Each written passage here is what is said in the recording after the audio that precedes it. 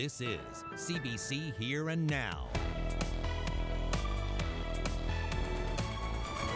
How do we refute the suspicion in the public mind that this numbered company is benefiting because of ties to the Liberal Party?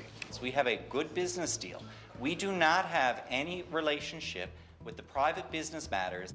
Tonight, new details on the numbered company leasing land to a cannabis grower. The link to a prominent Liberal and the questions at the House of Assembly.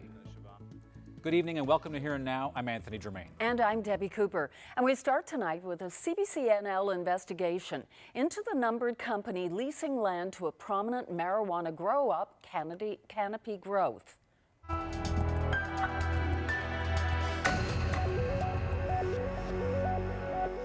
New information today about that numbered company that Debbie just mentioned, the one that owns the site of a planned cannabis production facility in St. John's, and a potential link to a prominent businessman with ties to the Liberals. CBC Investigates broke the story this morning and it sparked questions in the legislature this afternoon. Rob Antle joins us now live in the studio. So Rob, what is the latest? Well, the opposition has been questioning this lease deal for more than a month now. That continued today based on our reporting. Dean McDonald has a lot of business interests in the province. At least 3 of those businesses list a suite in this building as their office address. The same address, that same office suite, was used by a numbered company for city building permits related to a controversial land deal. Canopy Growth is building a cannabis production facility here in the White Hills area of St. John's. That numbered company owns the land, but nobody knows who owns the numbered company. Reached by CBC, McDonald wouldn't say whether he has any connection to the numbered company. While the address in this building was listed on its city permit documents, McDonald says to his knowledge the numbered company doesn't have office space here, and its office address is elsewhere. McDonald stressed there are many businesses here, including Canopy Growth itself, which he says has had office space in the building since last spring. McDonald steered questions about the numbered company to Canopy. Today, an explanation. Canopy says people involved in the industry are worried about being stopped while going to the States. The team at the numbered company explained that the U.S. border uncertainty raises concerns for them. This is a common concern in the cannabis space, and as such, we are happy to respect their privacy. But at the House of Assembly, the questions continued. How do we refute the suspicion in the public mind that this numbered company is benefiting because of ties to the Liberal Party? We have a good business deal. We do not have any relationship with the private business matters that Canopy Growth or Biome or any other company is doing. Dean McDonald has a long history with the provincial Liberals, something Crosby brought up in the House today. But outside the legislature, the Premier shot back. Matter of fact, Ches Crosby has accepted money in his own leadership campaign from a numbered company. There was a numbered company that gave me $150. Obviously, I don't know the right numbered companies. So lots of questions today, but still not all the answers. The mystery is still a mystery, and the owners of the numbered company are still unknown. Deb and Anthony? Thanks very much. That's our Rob Antle live in our studio tonight. And now back to the story about how a former Liberal staffer, Carla Foote, was granted a $132,000 a year job at the Rooms. Yeah, now this is a story, of course, you've been watching Here and Now. We've come back to a few times. Carla Foote obtained a job back in September, and CBC News has obtained some documents. This is essentially the paperwork that gave Carla Foote the job, and what's interesting is in what is not in these documents. Information is scarce on this request for staffing action form. You have Carla Foote's name, awarded the job without any competition, and the sign-off from the Cabinet Minister Christopher Mitchellmore, as well as the signature of the Room's CEO Dean Brinton. But what's odd is Section 4 on the form, where it says, please provide a detailed explanation which includes a rationale for staffing, and whether the position is hard to fill. But perhaps most important, why this position needs to be filled at this time. Instead of a detailed explanation, nothing. The form is blank.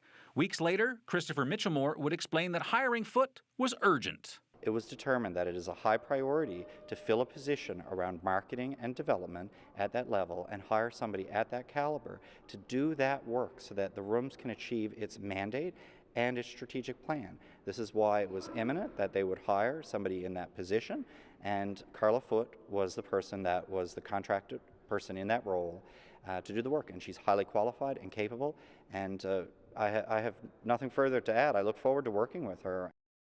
Now, it was urgent, Mitchell Moore insisted, even though that position had been vacant for 2 years. Now, apart from the hiring documents, CBC News has also acquired some emails sent to the minister from members of the public. These are people who were unhappy with how Carla Foote was appointed to the position without any competition. So, to give you a sense, one person wrote, "You are operating like a 1950s third world country. Why would you not be honest and hold a competition? At our bridge game this morning, it was all the talk at the tables, an absolute disgusting move that your government had made handing Judy Foote's daughter a big salary." Another person wrote, "Now what are you thinking? Political appointments? They sicken me, and this one has got to be the worst I've ever witnessed. Do you really think Newfoundlanders and Labradorians are so stupid as to accept your explanation for this appointment?" And we'll end on this one. Finally, where is my job, Mr. Mitchell Moore? I'm willing to take a lateral move, lots of qualifications and ability, lots of experience, and can start right away. So that's just a small sample of some of the angry mail sent to the government on this issue. CBC News got these letters and the hiring documents through access to information. And late this afternoon, for the first time, I had a chance to question Premier Dwight Ball about Carla Foote's appointment to the rooms. And I think Carla Foote is highly qualified, for that job, and I believe that she will do a good job there at the Rooms Corporation. And I look forward to actually the marketing and development at the Rooms to be in a much better place next year as a result of the work that she is doing. Now, you can hear more of my exchange with Premier Dwight Ball in about 35 minutes on Here and Now. Well, there's another story from the legislature that is causing a ruckus, and that's the fallout from Eddie Joyce's outburst yesterday. Just before the House broke for the day, Joyce rose to once again defend himself against allegations he bullied and harassed a colleague. But this time, Joyce turned his attention to his former boss, Premier Dwight Ball. It appears his anger came from comments Ball made during a weekend interview about the harassment scandal. I asked the Premier, go tell the people. You want to put everything on the table? It's time to put it on the table. I'm not being the whipping boy anymore for anybody in this province. I'm just not being the whipping boy. I'm sick of it, Premier. I am just absolutely sick of it. Tell the truth, that's all I ask. Tell the truth. How many discussions did we have? How many times did you call my house and you went over to report what I should put in it? Let's put everything on the table here. Won't you be honest, Premier, and go publicly and talk about discussions we had and how long we had the discussions? Ask, Premier, did you ever tell me the allegations that were made at the beginning by the member for potential St. Mary's? Did you ever tell me that they were BS? Your exact words, they were BS? Did you tell me that, Premier? Stand up. Of course, the Premier couldn't stand up. He wasn't in the House during Joyce's tirade. However, the Premier did respond today and said he doesn't recall using the language Joyce says he used. The Premier became somewhat emotional when talking about Joyce, someone he considered a close friend. So personally, has this affected me? Of course it has. I mean, there's not a challenging time in my life, especially during my political career, that Eddie Joyce has not been there. But he's got to engage in a restorative process in order for this to work. It's no sense in having a group of people that just really cannot work together. Busy day at the House of Assembly today. Indeed, and Ashley has been busy looking ahead because there's some snow coming. Yeah, it's looking more and more likely that the Avalon is going to see a storm as we head towards Thursday night into Friday. But for now, a little bit more near term, we're seeing some blowing snow through most of the coastal Labrador today, and that will continue as we head through the night tonight for the most part. Now, like I said, there is snow on the way. It's looking more and more likely as the system comes a little bit closer for the Avalon and up through the Bonavista Peninsula as well. Could see the first significant snowfall that actually looks like it's going to stay into the beginning of next week, and that's because we've got this colder air that's moving in, or already is doing so. Temperatures are dropping into the minus single digits and is going to continue as we head through the weekend, but I'll have all those details coming up in a little bit. Anthony? Thank you, Ashley. Hal Barrett, a veteran cabinet minister in the Brian Peckford era, has died. He was 83 years of age. Barrett represented the provincial district of St. John's West for a decade and was Minister of both Finance and Development. Barrett also made a run for the PC leadership back in 1989, but lost to former Premier Tom Rideout. A person was killed this morning in a motor vehicle accident on the Bay d'Espoir Highway. It happened just before 9 a.m. when a single vehicle overturned near Twillick Brook Bridge. 2 people were in the vehicle at the time. One was taken to hospital while the other died at the scene. Police say they are still investigating. No other information has been released. It's what a Labrador family has been fighting for. Burton Winter's death has prompted a long-awaited inquiry into our province's search and rescue services. Winters went snowmobiling on sea ice outside of Makovic in 2012, and his body was found 3 days later. It was 2 days before the Joint Rescue Coordination sent air support to help find the 14-year-old. The province says the inquiry is not going to focus on any one incident. Rather, it's a commitment to the people of the province, to those working in marine environments, and to the family and friends of Burton Winters. Well, there's so many unanswered questions that were left out there, and I think the first and foremost comes to mind is the fact that it took so long to get aircraft up and running. It was 36 hours after the incident had occurred that he went missing, and which just seems totally unacceptable. There's a number of other factors. You know, the family, it's not just totally centred on Burton for the family as well. They know that there's other families experience these type of losses as well. Now, today, Premier Dwight Ball told reporters that he spoke with the parents of Burton Winters just yesterday. It's really about looking at search and rescue as a whole within our province, not just one specific incident, but of course everyone in the province recognizes the impact that young Burton Winters had. And so really there's been some significant changes that we've made already in search and rescue in our province. It's important to have the family involved, as I said, important to have the federal government involved, and we want to get on with this inquiry now in 2019. The Senate report did say that there's opportunity for companies such as ours to provide that assistance and to be a supplement to the current program. Later on Here and Now, we're going to take you inside Cougar helicopters to see its search and rescue operation and see why Cougar thinks it can supplement those services in the province.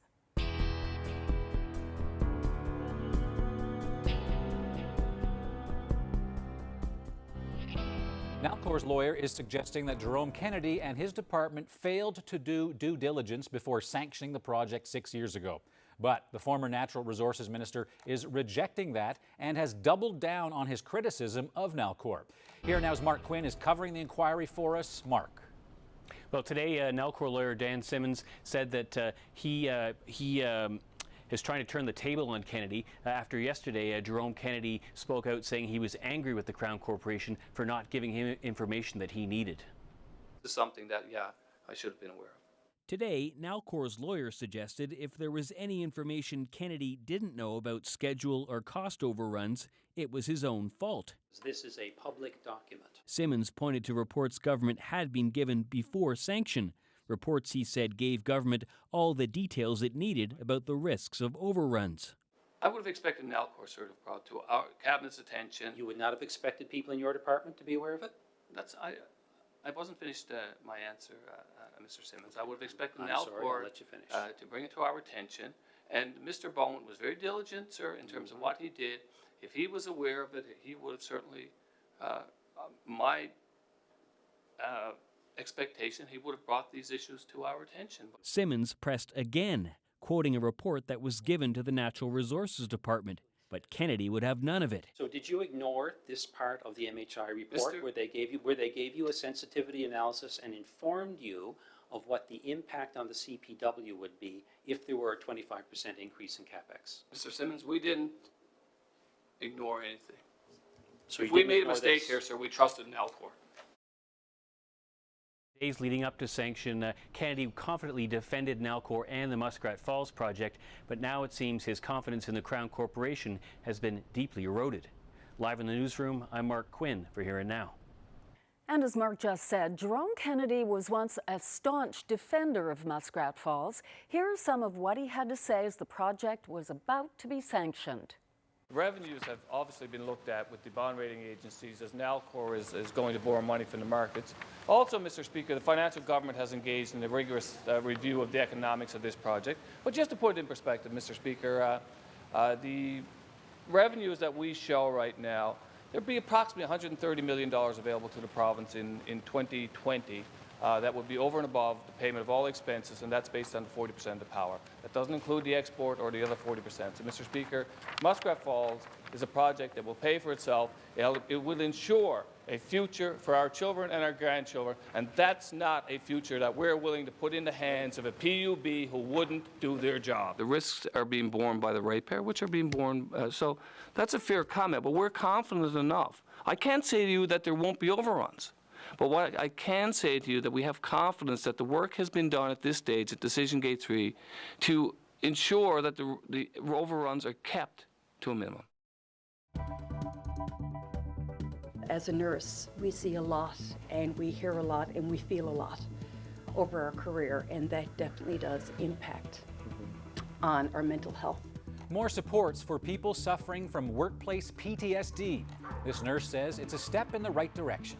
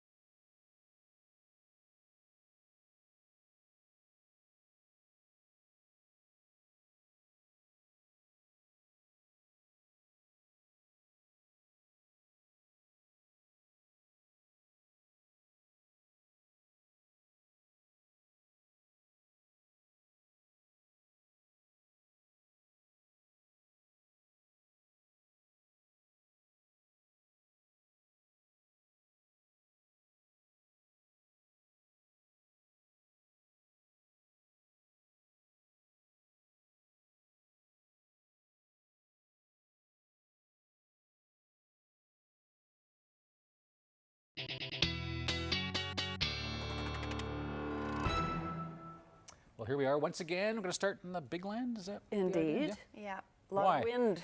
Yeah, it's pretty windy, especially coastal Labrador. If we take a look at those winds, gusts from this morning, we're seeing gusts anywhere from 50 to 80 kilometers per hour. And those winds are actually going to strengthen as we head through the night tonight. We could see gusts upwards of maybe even 80 to 90 kilometers per hour, certainly towards the early morning hours. So that combined with some newly fallen snow means we could see some blowing snow continuing into the overnight. Now, the winds are going to stay quite strong for the Straits and then down through the northern peninsula as well. well, so we could see some blowing snow through the overnight, and then strong winds will continue right through the day tomorrow, especially along the coast. With that, and some cooler temperatures also leading to some bone-chilling wind chills as well through the night. So if we take a look at the current satellite radar, not a whole lot happening. We're just seeing some lingering flurry activity for the Avalon, same along the west coast, thanks to that onshore flow that will continue as we head through the night tonight, that we've got all that cloud cover and potential for flurries up through Labrador as well. So here's a look at those temperatures. We talked about those cooling temperatures yesterday. That certainly will be the case as we head through the night tonight, dipping down into the minus single digits, mid-minus single digits in some cases. Lower lying areas could see those temperatures dip into the minus double digits. And then still looking at that risk of flurries in that onshore flow along the west coast, 2 to 4 centimeters is possible. And then, as I mentioned, windy up through parts of the northern peninsula and the Straits. So we're going to see some blowing snow potential through the overnight tonight.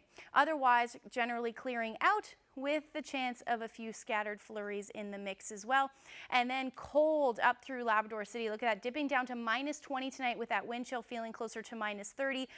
Close to that as well for Happy Valley, Goose Bay. And then a little bit warmer towards the coast, still sitting in the minus teens tonight. And again, picking up a couple more centimeters, so that with that wind will lead to some blowing snow. So here's a look at the future tracker through the overnight. We can see that onshore activity continuing through the overnight. Might see some lingering flurries along the northeast coast and the Avalon as well. Burin might see a few flurries as well towards the early morning hours. Otherwise, tomorrow looks pretty nice across the board, especially up through Labrador. We're going to see generally clear skies for the most part, but with that, we're seeing those colder temperatures through the day as well. And then a mix of sun and cloud for the rest of the island, it looks like, for the most part. Again, the best chance of seeing that flurries will be towards the early morning hours and then into the early afternoon as well for the west coast. So taking a look at those temperatures, though, they're quite cold, sitting in the minus single digits. Temperatures are actually going to drop down as we head towards the afternoon or late afternoon for Gander, down to about minus 8, it looks like. Otherwise, flurry potential up through and down through the west coast, rather. Minus 4 for Corner Brook is the afternoon high, minus 3 in St. John's. And then up through Labrador, again, cold day tomorrow, but plenty of sunshine, so it should be a nice day, minus 13 in Lab City. But the thing that we're going to keep, or that I'm keeping my eye on, is the potential for some significant snowfall. Environment Canada has already issued a special weather statement for most of the Avalon, including Bonavista and then Clarenville area. So we'll take a look at that and what we're going to expect as far as snowfall when I come back in a little bit. Debbie? Thanks, Ashley. A man found not guilty of murdering his friend in a van was back in court this week. Ray Stacey pleaded guilty to 5 charges in connection with an attack against his wife. The 27-year-old was facing more than a dozen charges, including attempted murder, after the incident in Paradise in May. Yesterday in court, Stacey admitted he assaulted his wife with a knife. At that time, he was charged with assaulting a woman while stealing her vehicle, then trying to steal yet another woman's vehicle. Stacey remains in custody and will be back in court for sentencing in February. 2 years ago, Stacey was found not guilty in the stabbing death of Clifford Comerford. The pair was working as chicken catchers when Comerford was killed in that van, taking them to work. A worker was injured at the Anaconda mine on the Bayvert Peninsula. Happened on Saturday. The mining company confirms that an employee was hurt and taken to hospital with what it calls minor injuries. Anaconda says it initiated its emergency protocols at the time and is now conducting a review of the accident. The province's Occupational Health and Safety Department is also investigating. Taxpayers can expect to pay more for Mile 1 Centre next year. Today, the City of St. John's announced the subsidy is slated to increase in the 2019 budget. If Council approves the budget, the total operating grant for St. John's Sports and Entertainment, which includes Mile 1 and the Convention Centre, will increase by $752,000 from nearly $2.7 million in 2018 to a projected $3.4 million in the coming year. Taxpayers will pay 25% of the operating cost of Mile 1 Centre. The remaining 75% is covered through revenue from things like food and beverage sales. Councillor Sandy Hickman says the added subsidy will offset a drop in revenue from corporate sales at Mile 1, which could be connected to a downturn in the economy, plus pay for growing utility and insurance expenses. As we've budgeted fairly conservatively, we do know that we're not going to take in as much to the corporate suites for the Mile 1 as we have done in the heyday, let's call it, 5 to 10 years ago. So we've budgeted conservatively. We may indeed bring in more attendance and then therefore more food and beverage. That's where we're going to make the extra money, is if the attendance is good and we sell more food and beverage. The operating grants for Metrobus and GO Bus services will be relatively unchanged, with a projected increase of about $150,000. The total projected grant for both services is nearly $18 million. Councillor Ian Froud hopes they continue to see growth in ridership next year. We've had about 3.9% growth in ridership. And the previous several years, there was small declines, but we're happy to say that 3.9% growth in 2018 over 2017 is very strong, and we hope to maintain that and even increase it in the years ahead. Well, the province wants to make it easier for workers with post-traumatic stress disorder to get access to coverage. It introduced legislation today that would operate on the presumption that a person's PTSD was developed on the job. Here now's Katie Breen reports. There are two workplaces here: police on the scene and cashiers behind the counter. Each worker could have witnessed something hard to shake, trauma that could contribute to a PTSD diagnosis. Many people are exposed to traumatic events, and we want to recognize this with this decision today, that PTSD affects all workers. Today's announcement wasn't just for first responders. Government's proposed change to legislation would affect anyone with benefits covered by Workplace NL, about 90% of the province's workforce, by the Premier's estimation. We see this as a social responsibility for us. If the changes are passed, the legislation would come into effect this July and simplify the application process. A worker would need to have a PTSD diagnosis from a psychiatrist or registered psychologist, and if they experienced one or more traumatic events through work, it would be presumed that the PTSD was caused by the job, and wage loss and health care benefits would apply.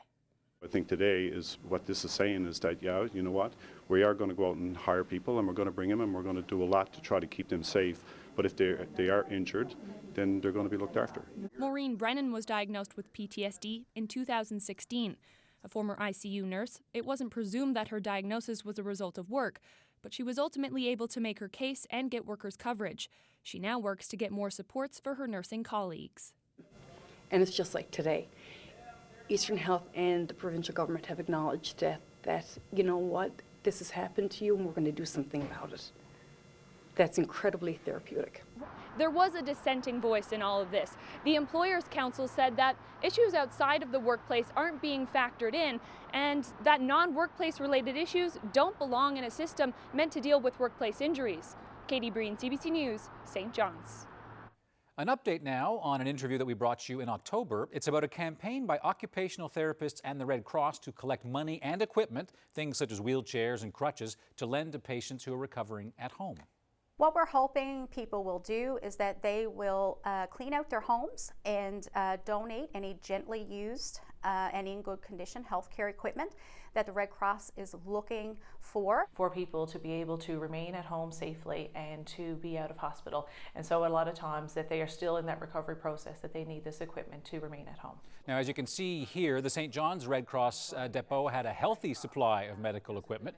Not so much in rural areas. On the Burin Peninsula, for example, the equipment loan cupboard there turned away 900 people last year because it just didn't have the equipment for them. Well, tonight, the groups tell us that this equipment drive has been a success. Some of this equipment was redistributed right across the province, and other pieces were donated, and some bought things with cash donations. So this is the storage facility on the Burin Peninsula now. As you will see, it's much better off than it was. It's got a whole bunch of wheelchairs, walkers, and other equipment. And here you see both Red Cross volunteers as well as occupational therapists. The Occupational Therapy Association says that it has received both equipment and financial donations throughout October so it can buy equipment for facilities across the province. It's a 24/7, 365 a year operation on a 20-minute launch. The province has announced an inquiry into search and rescue in this province. Next, Cougar Helicopters in St. John's tells us how it could help provide the service here.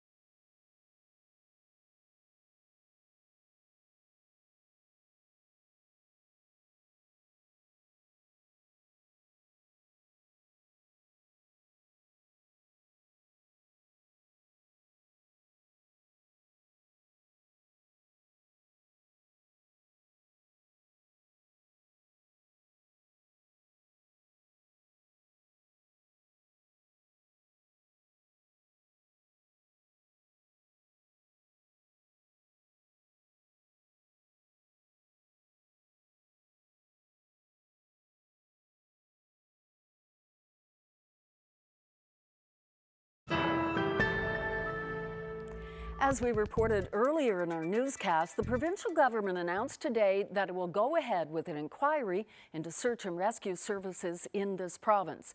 It comes after last week's Senate report into search and rescue capabilities. The service is currently provided by the Department of National Defence using Cormorant helicopters out of Gander. But Cougar Helicopters in St. John's also has a dedicated search and rescue operation for the offshore. And it says it could supplement the existing services in the province. We'll hear more from the Chief Operating Office in just a moment, but first, here's a look at Cougar's operation. My name is Rick Banks, and I'm the SAR Program Manager at Cougar Helicopters Incorporated in St. John's. We're in the SAR operations room at our SAR facility up by the airport.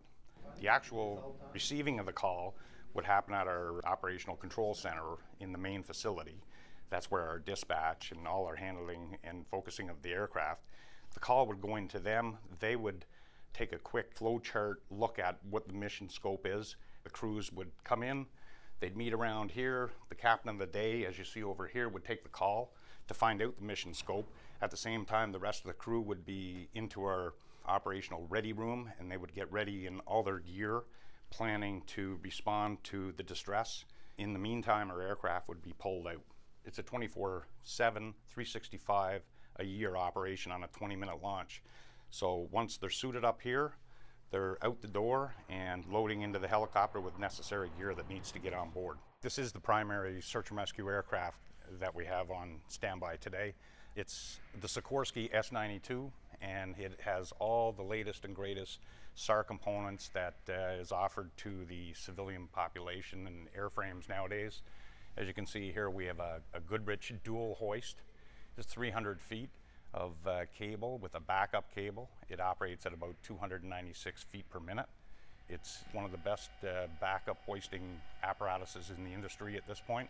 Down below here, we have what's called a FLIR. Okay. So that's the FLIR ball, Right. and that's the actual camera that goes around, and that's forward-looking infrared, and that's a thermal imagery capability that inside the operator would be looking at the screen and looking for any identification of heat source that we could pick up while airborne. When you go out on a search and rescue mission, how many people are in this aircraft? Our crew concept is 2 pilots. We have a first officer and a captain. We have a hoist operator that would be stationed up front, as well as 2 rescue specialists inside the aircraft. When we get to a medevac capability, we do have the potential of bringing a doctor and nurse along with us as well. We are capable of being launched within 20 minutes. We don't rush things. We make sure everything's an even flow. It could be extra gear. It depends on the mission scope. It could be we needed to talk to more medical staff prior to leaving. So that 20 minutes gives us that opportunity in that room, jiggle room, to make sure things are done safely for our crews to make this a successful launch. We train all the time. We have drills all the time, no notice. And our average time now is about 13, 14 minutes on a launch. Now, that operation isn't cheap. Banks says a helicopter fully equipped for search and rescue costs around $36 million. Cougar has 1 helicopter dedicated to search and rescue. A second helicopter, which doubles as a passenger chopper, is on standby. Cougar's Chief Operating Officer, Hank Williams, spoke to the CBC's Jane 80 about how Cougar could help provide search and rescue coverage across the province. What we want is that the current system today that we have for search and rescue, look at areas that they could use some resources and capabilities and local knowledge, and let's use, and the Senate report did say that there's opportunity for companies such as ours to provide that assistance and to be a supplement to the current program. Okay. And you identified Labrador. You think that's the biggest gap right now? Well, not the, as a Canadian perspective, as a Newfoundland and Labradorian, I would say Labrador. As a Canadian, well, you have to look further up into the Arctic. The activities taking place up in the Arctic with the activities up there around cruise ships, the fishing, the industry in the Arctic. I mean, I'm amazed there's so much mining activity, fishing activity, and I was reminded by the ex-premier of Nunavut about how global warming is affecting that areas, and there will be more need for search and rescue and even community evacuations and these types of things. So it's an area that we have to find a way to give them better search and rescue support in the Arctic. So Senator Mark Gold, who I spoke with just last week, talked about the pilot project and his hope that it would go forward.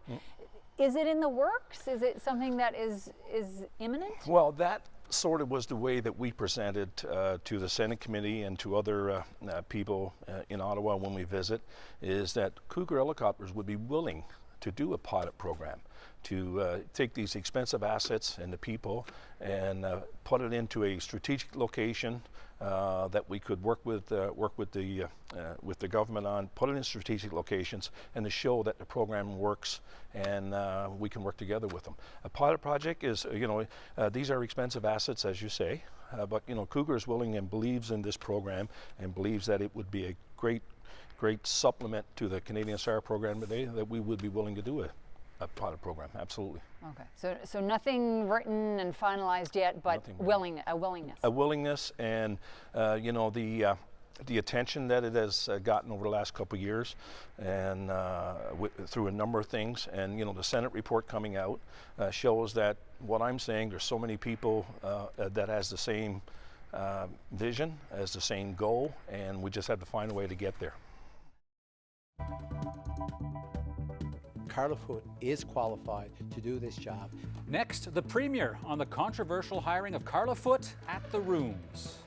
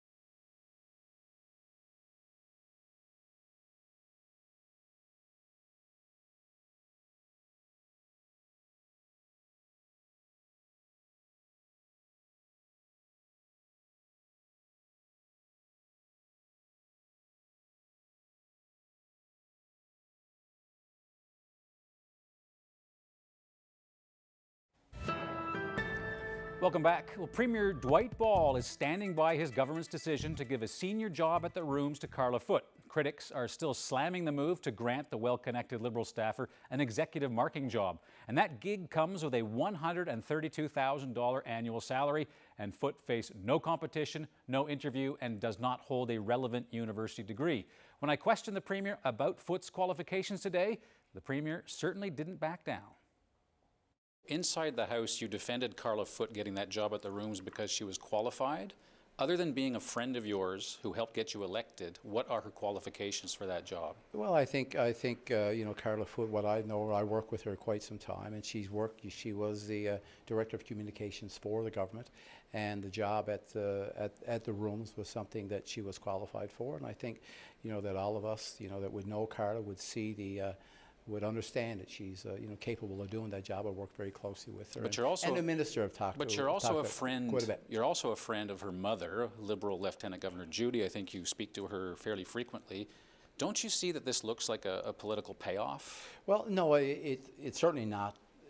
In my view, a political payoff here. This is a young woman in the province, and I think people that would have followed Carla's story would have seen that she's, dealt with, some of her own, challenges as well.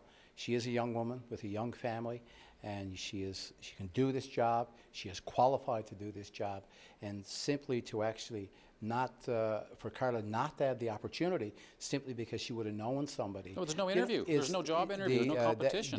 She can do the job, and when you put people in place in those key roles to do that job, Carla Foote is qualified to do this job, and I think that the rooms will be, you'll see the benefits of the work that she could But do. she has no degree in marketing, no degree in business, no degree in tourism. That used to be a qualification.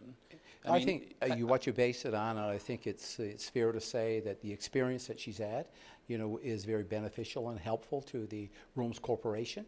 And I think right now that she's there because of that experience. I think all of us, no matter who we are, it's in a lot of cases that people find themselves that we can bring that experience, and it is beneficial to the jobs. But her only experience that she's working within the rooms. That's fine. But her only experience is communicating Dwight Ball's the way forward, and for that she gets this really good job at the Rooms, Well, a number 2 job, and $132,000 a year. Well, I think anyone, and I think that's a non-fair, by the way. I think that's a non-fair assessment of a young woman. What's unfair? That is worked very hard for anyone to suggest that she has basically only done the way forward. You know, I would say that that is an unfair assessment. That she's been, she's had numerous jobs. She's worked with marketing agencies as well, and I think Carla Foote is highly qualified, you know, for that job, and I believe that she will do a good job there at the Rooms Corporation. And I look forward to actually the marketing and development at the Rooms will be in a much better place next year as a result of the work that she is doing. The federal government issued a strong reminder today to people who might consider driving while they're under the influence. Bill C-46 takes effect on December 18th at the height of the holiday party season. We are enacting a number of reforms, including authorizing mandatory alcohol screening, toughening penalties against impaired drivers, and further changes that will save the lives and reduce the burdens on the courts. Under the bill, police officers will now be able to make mandatory roadside impairment tests to check whether a driver is drunk or stoned. It is also illegal to drive within 2 hours of being over the legal limit, with tougher penalties for doing so. And one police service in the Toronto area is taking some steps of its own to discourage impaired driving. The York Regional Police are now running a name and shame campaign. This year alone, we've laid more than 1,400 impaired driving charges in York Region alone. We're just fed up. We're not going to tolerate this in York Region anymore, and this is just one more step to see if we can start to change the direction of the numbers from going up to going down. Over the weekend, York Regional Police charged another 16 drivers with impaired driving. Once a week, the department will release the names of those people who were charged. And several other Canadian police services already use the name and shame policy. Well, here's a live look outside our studios, Prince Philip Parkway. This is probably going to look a lot different 48 hours from now. I'll have all those details coming up in a little bit. We have to go hang up some Christmas decorations out there.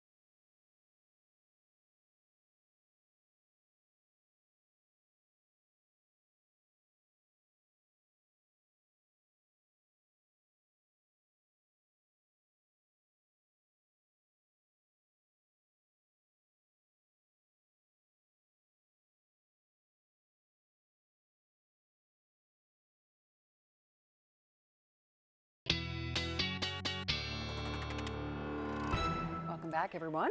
And looking ahead, as I just mentioned, the view from outside our studio might look a lot different in 48 hours from now.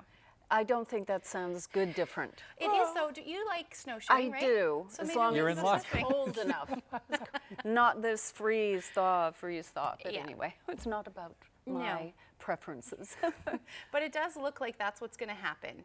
We're getting more and more agreement as far as what the forecast looks like as we head towards Thursday night into Friday. So if you take a look at the future tracker overnight into Thursday, now not a whole lot happening out ahead of this system, just seeing clear skies for the most part. Again, still looking at that northwesterly flow, so onshore flurries are likely again through the afternoon.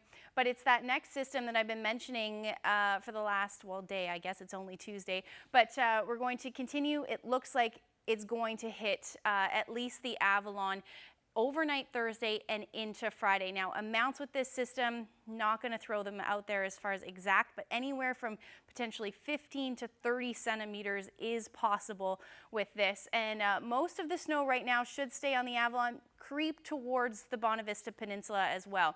So yesterday I showed you the track of the system and why I wasn't exactly sure what's going to happen. So these two colors, so the orange and then the blue underneath it, are the two different forecast models. They're coming more and more into agreement that they're getting closer and closer to the Avalon. So it does look like it's more likely going to happen than not, and then head out quite quickly. It's not going to last very long, but it's going to potentially dump quite a bit of snow in a small amount of time. So here's a look at that forecast. Those temperatures, as we were just talking about, on the below the mercury, or below the zero mercury rather, below zero. So we're looking at about -2, -3 through the day, and then up through Labrador a little bit cooler, so -11 Happy Valley, Goose Bay, and then Lab City sitting at about -13. So those temperatures aren't going to move much, but we are seeing those cooler temperatures, and that's why we're going to see that snow.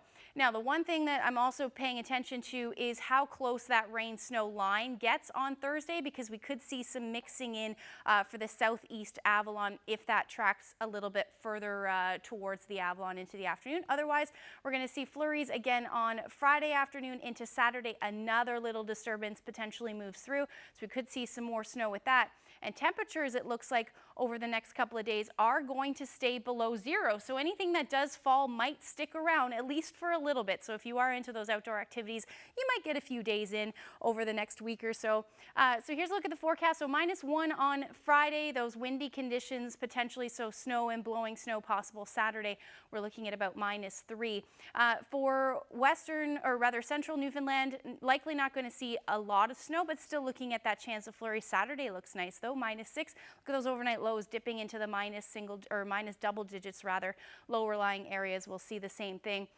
For western Newfoundland, temperatures hovering between -2 and -5, breezy conditions on Saturday, and then up through Labrador we're looking at snow moving in on Thursday night into Friday, and then Friday night into Saturday as well. Look at those temperatures.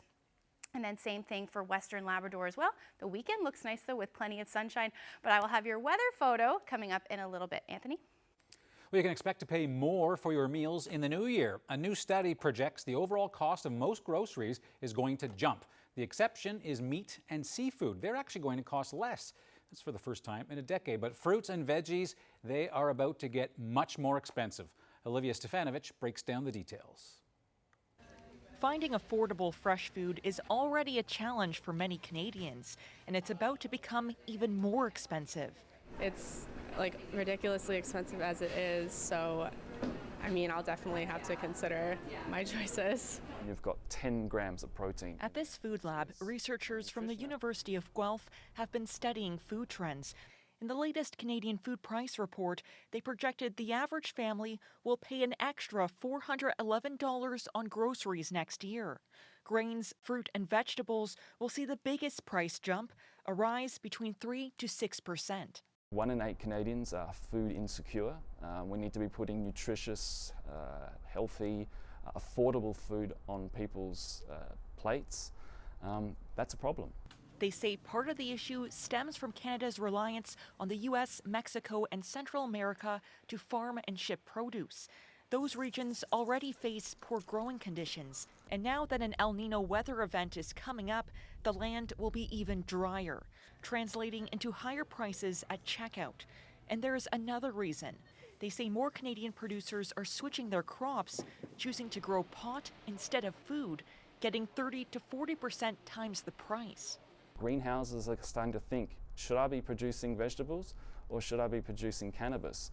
This could be a major food security issue for Canada. When it comes to apples, there's a couple of varieties here. Which one would you recommend to people? So usually I find it depends on what's on sale. Dietitian Nazima Qureshi says consumers need to be savvier. Just kind of doing a quick comparison. So in the fresh produce, look for kind of the cheapest, maybe like 2 or 3 cheapest fruits, 2 or 3 cheapest veggies. If that's still out of your budget, head over to the frozen section. Qureshi says a nutritious diet shouldn't bust your budget. Olivia Stefanovic, CBC News, Toronto. Well, I don't know about you, but that looks like the absolute perfect weather day for me. Sunshine and some snow, or at least a flurry or two. Nice mix. Wow, that's not a cloud, it's actually snow. It is, yeah. Well, it's coming from the cloud, but it's pretty neat there, eh? All the way down, yeah. Any idea where that's from? There's birch trees stuffy. there. Central? Yeah, it's definitely central. Okay. Well, we'll nail down exactly where that is coming up after the break.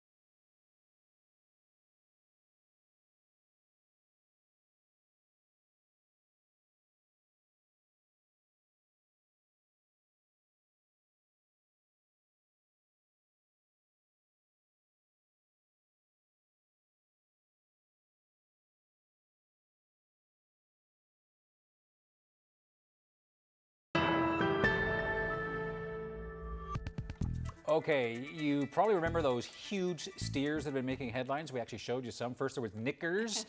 An Australian farmer claimed that he was the world's largest steer at an astonishing 6'4". And then, of course, a Manitoba farmer outdid him with Dozer, a full inch taller. And now media from all over the world have been calling. Yep. Yeah, and as our colleagues at CBC Winnipeg found, it's been quite an adventure at Kismet Creek Farm.